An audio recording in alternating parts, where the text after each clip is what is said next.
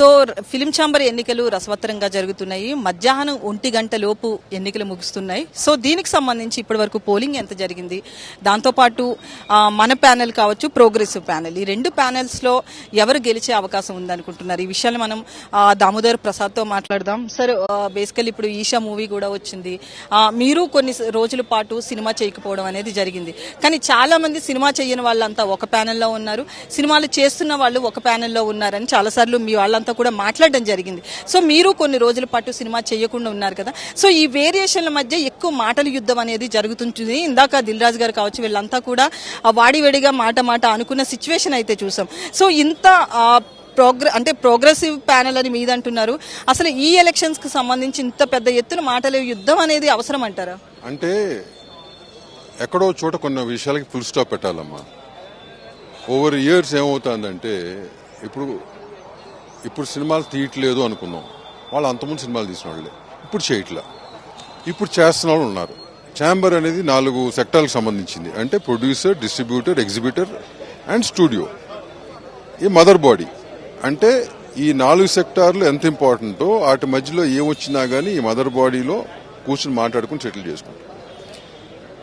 ఇప్పుడు ఎప్పటి నుంచో సినిమాలు తీసిన వాళ్ళు ఇప్పుడున్న పరిస్థితులు తెలుసా? వాళ్ళకి తెలియదు కదా. ఇప్పుడు వ్యాపారం చేస్తున్న వాళ్ళు ఎవరుతున్నారో వాళ్ళు ఇప్పుడు సాధక బాధకాలు తెలుసు. కాబట్టి వాళ్ళు కూర్చుని సెటిల్ చేసుకుని ముందుకెళ్ళాలి. అంతకుముందు చేసిన వాళ్ళు అప్పుడు చేశారు, కానీ అప్పటికి ఇప్పుడు చాలా డిఫరెన్స్ ఉంది. వాళ్ళు ఎవరు ఇప్పుడు సినిమాలు చేయట్లా. సో వాళ్ళకి ఆ సాధక బాధకాలు తెలియవు. అంతే తప్పక వాళ్ళని ఏదో కించపరచడం అనేది కాదు ఎప్పుడు కూడా. మీకు అర్థమేం చెప్పింది? సో ఇప్పుడు మనకి మదర్ బాడీకి ఇది ఇచ్చేసే ట్రేడ్ బాడీ, ఇది వెల్ఫేర్ చేసేది కాదు. ట్రేడ్ బాడీ అంటే ప్రస్తుతం వ్యాపారం చేసేవాళ్ళు దాంట్లో కూర్చుని సాధక సెట్ చేసుకుని గవర్నమెంట్ రిప్రజెంటేషన్ కానీ చేయాలి. ఇప్పుడు చేయని వాళ్ళు అందరూ కూర్చుని ఇక్కడ ఏం డిసిషన్ తీసుకుంటారు? నేను అందుకని లాస్ట్ టైం మీరు అడిగినప్పుడు కూడా చెప్పింది ఏంటంటే, అటు సైడ్ మెజారిటీ అది ఉంది, ఇటు సైడ్ ఇది ఉంది. మనలో అటు ఉన్నారు, ప్రోగ్రెసివ్లో ఇటు ఉన్నారు. సో ఎప్పుడైనా కానీ ఏదైనా ఒక ప్యానల్ చేయమని అడుగుతున్నాం. ఎందుకంటే సగం చేసినప్పుడు ఏమవుతుందంటే అక్కడ పనులు జరగవు. ఇక్కడ చేద్దామంటే ముందుకు వెళ్ళినవారు, వాళ్ళు చేద్దామంటే వీళ్ళు వెళ్ళినవారు. So decide on one panel which has to work for the industry. So progressive ప్యానల్లో ఇప్పుడు ప్రస్తుతం వ్యాపారం చేసిన వాళ్ళు ఉన్నారు కాబట్టి వాళ్ళకి సాధక బాధకాలు తెలుసు కాబట్టి దాన్ని ఎన్నుకుంటే కనుక మూవింగ్ ఫార్వర్డ్ ఏం చేయొచ్చు అనే దానికి ఒక క్లారిటీ ఉంటుంది, చేయొచ్చు కూడా. సో అది ఇంపార్టెంట్.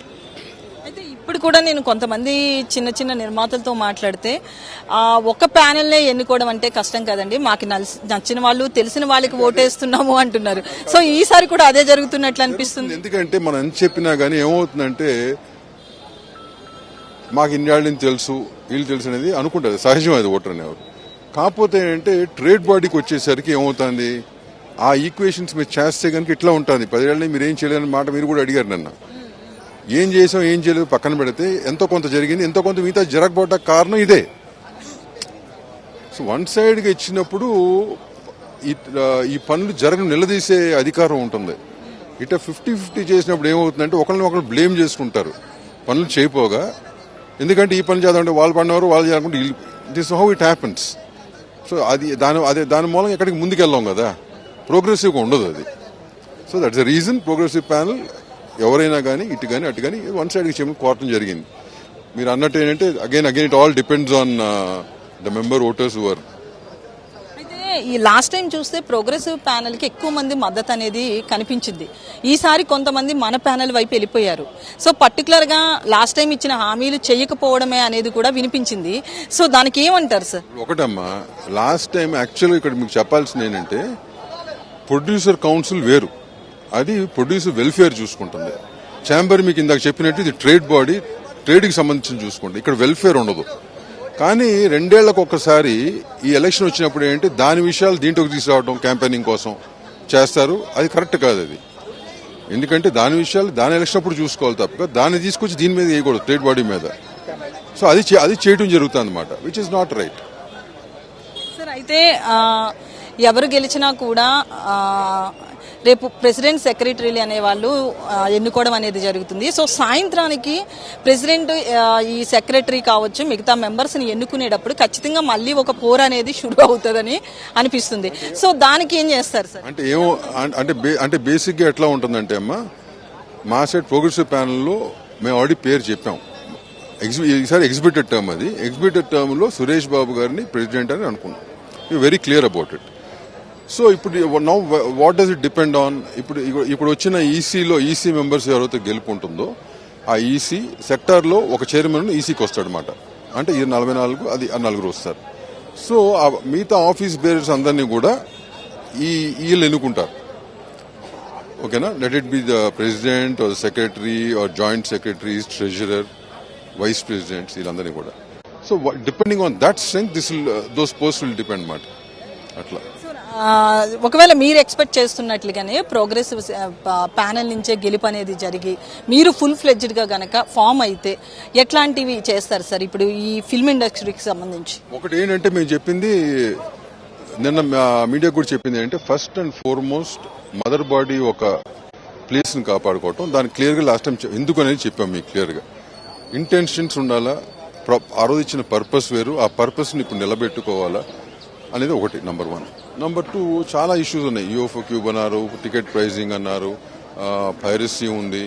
సో ఇవన్నీ ఉన్నాయి. సో ఇవన్నీ కూడా ఓవర్ నైట్ జరిగే పనులు కాదు. It's on going process. అంటే ఒక పని పెట్టుకుని ఆన్ గోయింగ్ చేసుకుంటూ వెళ్ళాలి. So that will happen only one panel comes and they spend time to do it. అంతేగాని పొద్దునుంచి సాయంత్రం ఈ ఆఫీసులో కూర్చున్నా గానీ ఏమి చేయకపోతే ఉపయోగం ఉండదు. So that is our motto. ఇప్పుడు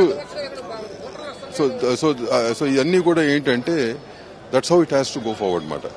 అయితే మనం ఒకసారి పోలింగ్ పర్సంటేజ్ చూస్తుంటే కనుక లాస్ట్ టైం తో కంపేర్ చేస్తే కొంత తక్కువ మంది పోలింగ్ వచ్చారు అంటున్నారు. ఎందుకు పర్టికులర్ గా మీరు యాజ్ ఏ సీనియర్? అంటే ఇప్పుడు కూడా లాస్ట్ టైం మరి ఈసారి చాలా మంది ఊర్లో లేవన్నారు, క్రిస్మస్ హాలిడేస్కి వెళ్ళిన వాళ్ళు ఉన్నారు. అది కాకుండా ఏంటి, దిస్ ఇస్ లాస్ట్ 1 hour లోనే తేడా తెలుస్తుంది. సండే అయితాం. So that's how it happens. అది మొత్తంగా చూస్తే ఈ రోజు సండే, దాంతో పాటు ఏంటంటే క్రిస్మస్ హాలిడేస్ వల్ల కొంతమంది ఇక్కడ లేము అనే మాట వినిపిస్తుంది. నార్మల్ గా అయితే ఓటింగ్ పర్సంటేజ్ అనేది ఎక్కువగానే ఉంటుంది. బట్ లాస్ట్ టైం తో కంపేర్ చేస్తే మాత్రం కొంతవరకు తగ్గింది అని చెప్పి దోమదేవర ప్రసాద్ చెప్తున్నారు. కెమెరా పర్సన్ నాగరాజ్తో లక్ష్మీ, వీసీ న్యూస్, హైదరాబాద్.